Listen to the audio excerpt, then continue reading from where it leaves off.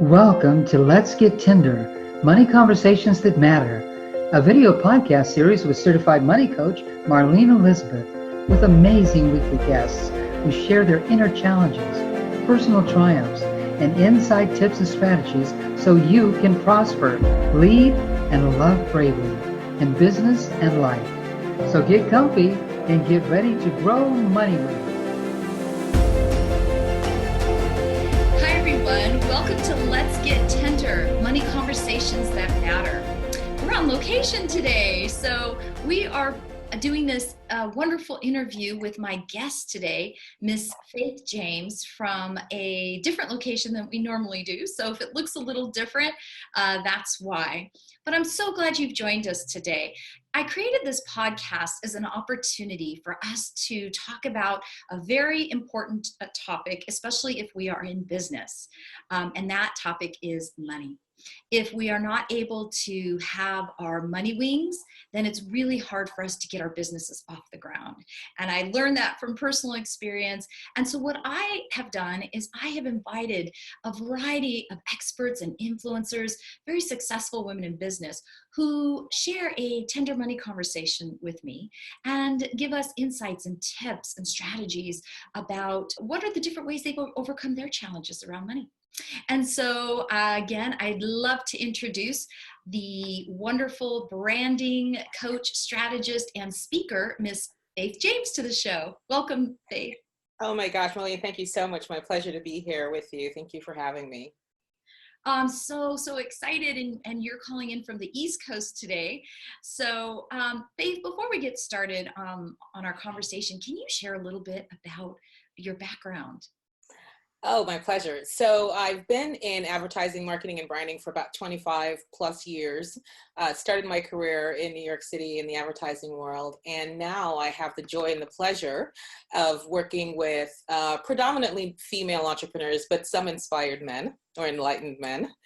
And I help them with building their brand so that they can stand out in the marketplace, attract their ideal clients, and get paid what they're worth. So this topic is super near and dear to my heart. So I'm excited to share with your audience. Wonderful, wonderful. So one of my favorite questions to ask in general, whether it's my clients or people that I chat with, what is your first memory of money? When I think back, I remember asking my dad. So I hail from Jamaica, West Indies. So while I was, I want to say maybe 7, 6, every morning before my dad would leave to go to work, I'd have like a white envelope and I would ask him for a penny. And each morning before he left, he would give me a penny and I would put it in my envelope. And we repeated this for, I can't even remember how long, but that was one of the first things that I think imprinted me in terms of just the ability to ask, because it wasn't his idea that says, hey, Faith, let me give you a penny every morning. I just got my little envelope and said, I wanted to have a penny from my dad each morning. Wow, so this was your idea. This is something that you came up with. I'd like to have a penny each day, did you say? Each day? Yeah, each day. So every morning as he was leaving, before he left, I would go to him and he would give me my penny and I would put it in my envelope. I don't even know where that came from. I couldn't tell you. I love it. Yeah. So as you kind of journeyed, on in life, did you ever find that you kind of came face to face with, money fears or a money block or a money challenge that prevented you from achieving your financial goals? Well, I tell you, isn't that just a human truth, right? If we're all honest, we know at some point in time it does impact and sort of show up. And for me, so as I started my career in advertising, I in my late 20s was making 6 figures. I bought my first house when I was 29 years old with no money from anybody else but myself. And I think my kind of relationship with money, or thought about it, was just that I'm always going to have it, was kind of my almost sort of reckless abundance mindset. So I never really was a saver. anything that had a price tag to it, I had the money, I was going to spend it. And so that sort of showed up quite consistently in a lot of ways, because, we sort of fast forward to 2008 when the recession hit. I mean, Marlene, I should have millions in the bank. I should have millions in the bank from the amount of money that I make. I have no children. Like I like to say, I have neither chick nor child. But that's sort of, I'm going to say, sort of like a lack of respect for money. That relationship wasn't, I didn't have the respect, I'm going to say.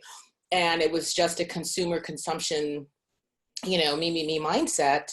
And then when the recession hit, it was just like this shock to me. Like, what do you mean I'm getting laid off from my corporate six figure? Like, how is this even possible? So that was something that, and I've seen that as a pattern that, if I track back to how I've gotten to that place in 2008, where here is a recession, and you look back, they tell you to have like your 6 months, your 1 month emergency. And I was just like, caught left holding the bag. So that for me, I was like, yeah, I could see how that was a pattern for me. Yes, yes. And as you said, right when you first began, this is something that's so common for all of us. We all have a money story, whether we've taken time to really think about what is my first memory of money, or what kind of maybe blocks or challenges have I had. All of us, with whatever income, whatever background, whether we've inherited our income, whether we've worked hard for it, whatever size of our paycheck, all of us have this relationship to money that has its own dynamics, and we can relate in a variety of ways. And I know it's a real common challenge. Absolutely. Yeah. So what brave step, Faith, did you start taking once you started seeing this pattern and noticing this pattern and realizing you were kind of sabotaging yourself, because you obviously have the capability to create lots of wealth? Absolutely. What kind of steps what step did you take to start shifting that? Well, one of the things that sort of manifested as a result of this, lack of respect, for money. And if I think about it a little bit more too, there was probably a lot of ego going on in there, to your point that you just said, because I know I have the ability to make six figures as and when I need it. And so I realized that I needed to pull myself together a little bit more and have more of a respect for what it is that I have dominion over, what is the thing that I control. And I do have the ability to raise money as and when I need it, but to treat it with the respect that it deserves. And so I literally actually, I forget what year that was, I took the Dave Ramsey Debt Snowball program and completed that successfully. And I was just like, wow, when you think back to the fact that you spend all this money, I mean, true confession, I still in my closet right this moment have clothes that have the tag in variety of colors that I haven't worn. And, I said, okay, so you've got to get on the austerity plan, Faith. And so buying all of this stuff that you really don't need, and for whatever reason, you felt so compelled to do. So I started looking more closely at how I was managing my money. So the ability to raise the money wasn't my issue. My issue was, how to properly, with respect and ease and grace, manage my money. And so, I got really focused on managing debt, putting savings. Thank goodness I was smart enough to do my 401k and my IRA. So, but those monies are sort of untouchable. But in terms of like your liquid cash and what you had available to do. So I took plans, I did the Dave Ramsey, and then I just started, just putting a little bit of money away. The one thing that I looked to was to my mom, because she is the best money manager on the planet. I always make this comment. I said, my mom has never made as much money as I've made in her entire life. If you added up all the money that she's made over it, I've 10 times. But if and when, and I have said, oh my God, Mom, I need 30K, she has it to give to me. What does that say? Right? Money management. She was like, Faith, manage everything. And so those are some of the things that steps I put in place. And one of the other tips and strategies I use now is we say, is it a wow? So it's like, ooh, this bag is, but is it a wow? If it's just like, it's okay, then no, then don't get it. So that's what I've used successfully to say, yeah, let's put that back. It's not a wow. But yeah, just, sort of little things from a money management standpoint is what I've focused on. Yeah, that's a great tip there, right? Like really connecting with, is it a wow? That's a great tip. And it's easy. I mean, that's easy. It's a great way to discern, am I purchasing this because it's something that, I don't know, that is supporting of me to be able to live a bigger life in terms of bringing my gifts and talents to the world and bringing more joy into my life and Right. greater abundance in that perspective? Or is this just something of a purchase that I'm doing because it's filling something within me that needs some healing kind of thing? Exactly. And when you talk about there's the practical side of, like you said, doing the Dave Ramsey program and getting, doing the debt snowball and trying to get all that into place. And yet there's also the behavioral side, the emotional side, the undercurrent, and the kind of in the subconscious realm of Yes. things that are going on. And I think one of the things that kind of can come to mind based on what you've shared in your story is, like you were sharing with your mom, she's always able to provide for you whenever you need it. And it's interesting how we can sabotage ourselves to get what we need, to know that, we still have that love in our life. Yeah, it's a pretty deep journey. I know from my own experience that when I first started this journey of really trying to understand my own dynamics around my relationship to money, it's pretty powerful, some of the things you uncover. Yes. And yeah, the journey. So what would you say, Faith, is maybe one belief about money now that you hold true, that really empowers you in your business, in your life?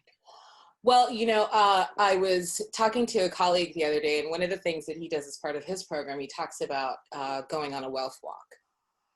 And I love that concept. And so what it means is no phone, no nothing. You just go out into your neighborhood, just wherever in the park, and you just look at the blades of grass. You look at the number of leaves on the tree. You look at the number of stalks in a book. You just look at nature. Nature is in its permanent state of wanting fuller expression, always going more, more, more. And so to use that as an actual visual cue when you go on a wealth walk, to say, you know what? We're in an abundant universe. Money is all around us. Money is here. Money is here. It's on its way. It's here. It's all around you. But just that ability to, like, from my point of view, to have that respect and to have that understanding that, how you manage, how you spend, how you save, how you allocate is something that is really important. And it's not just the ability to get it, but that, but the sustaining part of it. So that wealth walk sort of like, look how nature sustains itself, all this abundance. And even when it's, wintertime and the leaves go, right, they have the ability to provide for themselves and they come back. So that restoring, that renewing, is something that now I just realize that, no need to have sort of this fear around, oh, I got to be on the austerity, not, to like going from feast to famine, right? So it's like before you're spending all this money, now don't go, oh my gosh, I got to save every penny, because you're in an abundant universe. You just have to know how to, get the right root system, get the right nutrients for the trees and the bushes, but they're just in a permanent state of going. So that is something I use now as a guide for me. Just that, okay, you can make it, just now manage it. Right? So it's like the two M's, make it and manage it. Oh, I love this. I have fallen in love with this concept, the wealth walk. Yes. I love that. I absolutely love that. That's Yes. it's like bathing ourselves in truth each day in terms of how we experience the wealth in our life. Because, one of the things, whenever we're talking about money, and as you've kind of given us a great example, we're always talking about so much more than just money. This conversation, wealth is, yes, money in the bank, but there's also a whole different level of wealth. And when we know, when we get connected to that level of wealth that is beyond just the dollars and cents, then somehow the dollars and cents come into our life so much easier. Easier. Absolutely. Absolutely. Because one of the things we were talking about it, I said, you know, you're so right. I said, because when the landscaper comes and he like shaves the hibiscus bush within an inch of its life, and you go, oh my gosh, they shaved that thing down. So, but then what happens? It grows and it blooms, right? Because that's its permanent state. And so that for me was my guide, that no matter what happens, you know, if you mismanage or you maybe overspend, like don't get into this fear of, oh my gosh, now I've done this bad thing. Now I'm going to beat up myself because, you know, I ordered takeout the other night. Just know that it's okay. Just get back into realignment and continue to flourish, continue to just bloom, because that's what nature shows us. You cut the grass down to an inch. What does the grass do? The grass doesn't go, oh my gosh, I'm done for. They've shaved me down to an inch. I can't do this anymore, right? Yeah. The grass just continues growing. Absolutely. And so that's really, really powerful thing that I've used. Yes, really, it is. It seems like a really great strategy to keep us in balance because, oops, excuse me, I just hit the microphone, so hopefully that wasn't too loud. But it keeps us in balance. You know, when we're walking this journey, you know, and in our relationship to money, so much of it is about us kind of being able to keep it in balance, so we're not going too far to, you know, right. And so that pruning that happens, yeah, you're right. Nature just, it comes back even greater and stronger and richer and strong. All of it. It's just, yes. And so yes, because sometimes you can get into this sort of paralysis, this fear of, oh my gosh, this one bad thing happened to me from a money standpoint. And then you beat yourself up so much, you're down in the doldrums, you never recover. And then that cycle just sort of continues to perpetuate. But if you just say, you know what? Balance is my natural state. Harmony is my natural state. It's not this, you know, excess over here, and it's not this famine here. Just every day, how can I get further aligned? How can I get more into alignment? And if you just focus on that with sort of ease and grace and gratitude, it comes. Yeah. And compassion, right? Self-forgiveness, right? Yes. I find that a lot when I work with my clients and we start diving into their money story. There's a lot that they uncover, and that they are able to say, wow, this wasn't really so much as my fault as I thought it was. This is just something that I kind of learned. It was a habit, that routine, whatever, that was passed on to me. But now I can stand in my own choice to live my own money story, not the one that was handed down to me, but the one that I want to create, the one that I want to design. Yes. That's when you get to that point, it can be very exciting, and it can also be scary. You've brought it up a couple times. It can be scary. Yeah. So to be able to ground ourselves, because I truly believe, and I have discovered too, that in order for us to continue on this money journey, or sometimes even begin growing our money wings, we have to cultivate a sense of safety first, to know, okay, I'm safe to go down this road. And I can trust myself, because when we make those mistakes, sometimes we feel terrible with money, or I can't. Exactly. Yes. Yeah. So true. So Faith, so as an entrepreneur, do you have any kind of lessons that you've learned along the way in your experience as a business owner that you can apply, that you find helpful to apply to your relationship with money? Well, my gosh, so good, that question, because when I set out to, as I say, hashtag be the CEO of me, there's certain things that you have to get focused on, namely one being the clients and the type of people that you not only are here to serve, but that you want to serve. And so one thing that I picked up from a coach along the way was getting so specific on what that energy, what that feeling around my client engagements are. So I would take a sheet of paper and I would literally write out the behavior and the feelings that I experience when I'm working with my ideal client. So I'll put things like, you know, my ideal client, you know, they love me desperately. They refer me all the time. I have clients who pay me more money than I ask. And that literally happened. I had one of my clients send me a check for $1,000 just extra because she loved working with me, right? But to actually put pen to paper and to journal, what do I want this experience to feel like? Because when you're starting off on your own, and I did a Facebook Live on this yesterday. People get into this squirrely part about what they charge because they're worried that people are going to think that they're too much, and then they start discounting their prices, and then the self-loathing that comes, and then they take money from, you know, any person that presents. I said, you know, not everybody with a credit card is your client.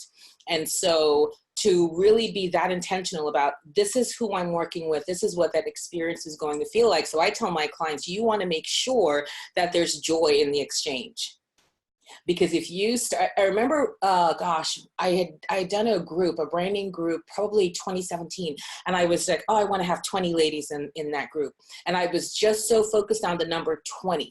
I gave no consideration to the money in terms of who I wanted to present, to show up for this thing. So then I had people go like, oh, I don't have this much. Sure, come on in. Oh, you only have, 500 to start? Sure. Oh, you only have 100. So I was telling God and the universe, I devalue myself. I just want to be able to have, again, here comes the ego, to say, look, I launched my first, group with 20 ladies. Aren't I popular? Aren't I great? And then because I wasn't focused and I didn't have the respect and the deference for the money and how the money showed up, I was just like taking all comers. Then you had situations where, people's PayPal wasn't going through, the credit cards weren't going through. And I said, you know what, Faith, you energetically attracted that to yourself, because you didn't say, I want to have clients who pay me and they pay my services upfront and in full. If you had said that and had that energy around it, that was what would have presented, but you were just all about the number of people in the group. So, hey, take all comers.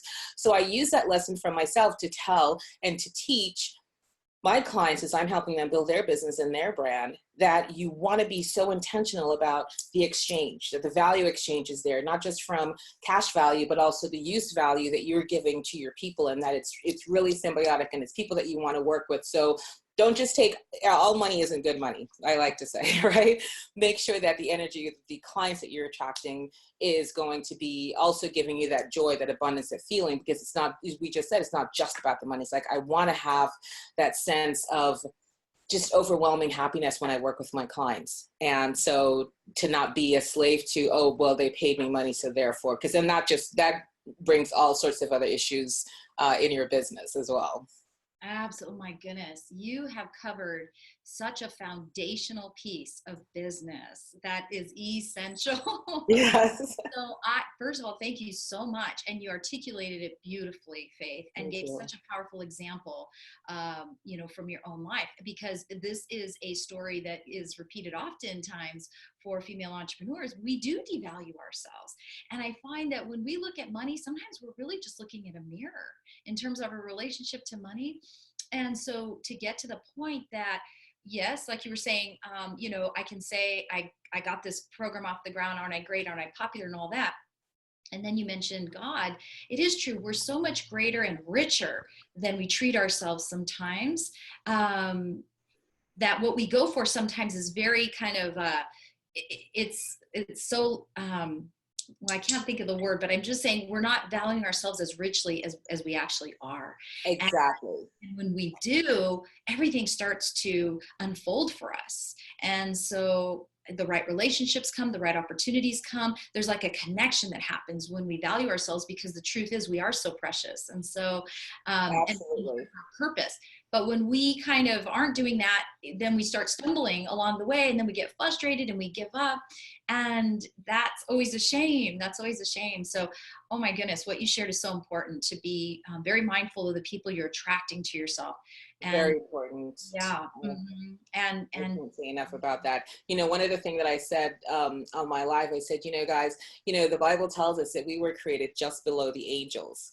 And so we are royalty. We need to act accordingly. If you don't understand that, act accordingly. And then, a princess is not going to take certain things in their life, act like you're a princess, not being snippy, but know your worth, stand in the truth of who you are. Yes. And the more that we do that, don't you find, Faith, that we become permission, like that famous quote Marianne Williamson said, we become then permission for other women to do the same. Absolutely. Right? We're doing it. And so another woman says, oh, well, she's doing it. And so maybe I can do it. And also when we're standing in our worth as women, we're in that confidence where we no longer feel threatened in a way that, so that we can really keep supporting each other up and say, go girl, go, do it. Only you can do it. You can do better than I can. I've got my strengths and you do too. And so let's hold each other up and uplift. Yes. Love that. Yeah. I love that. There's so many wonderful results that come from us, standing in our value and feeling the fear and doing it anyway. but knowing that, there's support around us to do that. Yes. And so Faith, what would you say then that that you wish you would have known about money, that now? It could Yeah. have saved a lot of grief, a lot of tears, a lot of, heartache. Yeah, I think I would sort of put it as, like don't take money for granted. I think that as I had said in the beginning, I was like, oh, I'm this 25-year brand influencer. I can do all things. So it's kind of, checking the ego a little bit in a box, but then also just having the gratitude. This is it. Having the gratitude for my gifts and talents that I am able to easily raise money. So rather than be in that state of gratitude, it was more, oh, but look at me. I'm so smart. I've lived, across Europe. I've done X, Y, and Z. Maybe not overtly, but certainly subconsciously, that was at play, and I don't want to take too much because this could be like a whole other episode, but, coming from Jamaica, coming from the island of Jamaica, which is a third world country, for me to have reached, any level of success that I've achieved in corporate America, in advertising, which is a predominantly white men's world, where in any board meeting, I would typically be the only Black, the only woman, the only immigrant woman for sure. I've been on this need to demonstrate my worth, because when you think of from a brand perception standpoint, you hear Jamaica, it's like illicit drugs, banana boat, coconut, like, you're kind of painted with that brand perception. So I think I've been working so hard to overcome that then the ego was like, yeah, let me prop her up, because yeah, she may be from Jamaica, but she's really, really good. So I think the lesson now, if I just known, man, just be grateful. You don't need to prove anything. Just be grateful for the money, because you've gotten that gift and talent. You can do this, but have the gratitude and also have the respect for it. Have the respect for it and treat it accordingly. And then like I like to say, I would have been recession proof. But yeah, I think that's it. Just gratitude. I've been on such a gratitude journey in the past 2 years, and I've seen such remarkable shifts, not only personally, but also in my business. When you just for me, it's like, give all glory to God. It's not about you. He gave you your gifts and talents. Be grateful, praise him.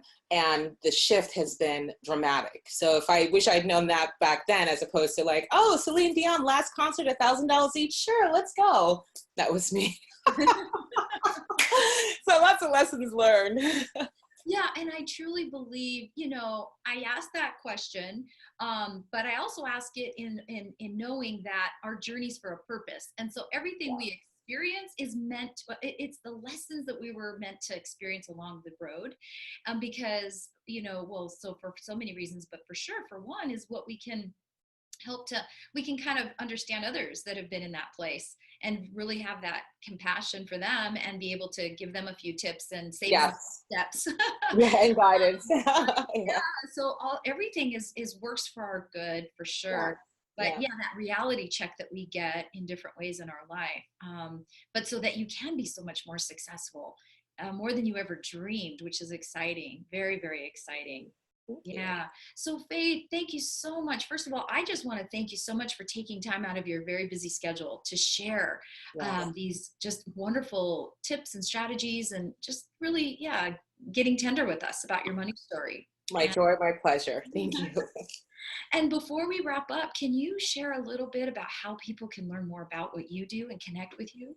Oh, absolutely. Yeah. So if you are a female or an enlightened male, and you want some help with guiding your business and building a standout brand, you can go to faithjames.com. That's my website. And you can join the Savvy Branders Tribe. That's actually my free Facebook group where we do lots of good sharing and, webinars. We're actually doing a free training coming up. I'm actually opening up the doors to my business and showing everybody everything that I'm doing to be successful. So you can sort of take those tips. I'm just going to model everything for you. So yeah, go to faithjames.com, click on the, join the Savvy Branders Tribe. And I look forward to seeing everybody on the inside.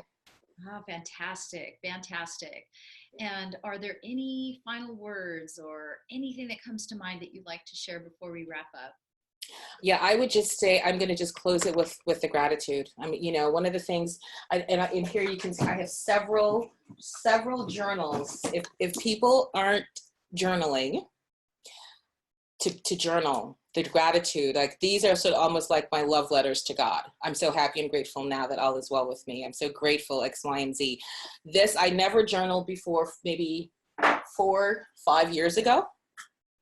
And it has just been a wonderful, wonderful tool for me. I mean, obviously doing meditation in the morning and just staying in a posture of gratitude. That's what I would say to everybody. Things may not look super awesome, but just be grateful anyway that you're here and you're in it, because I always use this as part of my training. In the Bible, David says, yea, though I walk through the valley. He didn't say I set up camp in the valley. I'm living in the valley. I just bought an apartment in the valley. He's just walking through it. So you might be going through it, but just continue to give praise. Visualize is another thing I want to say to your ideal scenario, your ideal clients, how you want to feel, not just, oh, I want these things, material things, but how do I want to feel? I want to feel joy and happiness and competency and, loved and respected, all those things. Write those things out for your business and how you want to feel in that. And so those two things, I would just say, if you aren't doing those, do them. If you're doing them, bravo, keep doing it more. Thank you so much, Faith. Thank you for taking us on a wealth walk with you today. Oh, I love it. Yeah, I'm glad you enjoyed that. Thank you. Really, my pleasure.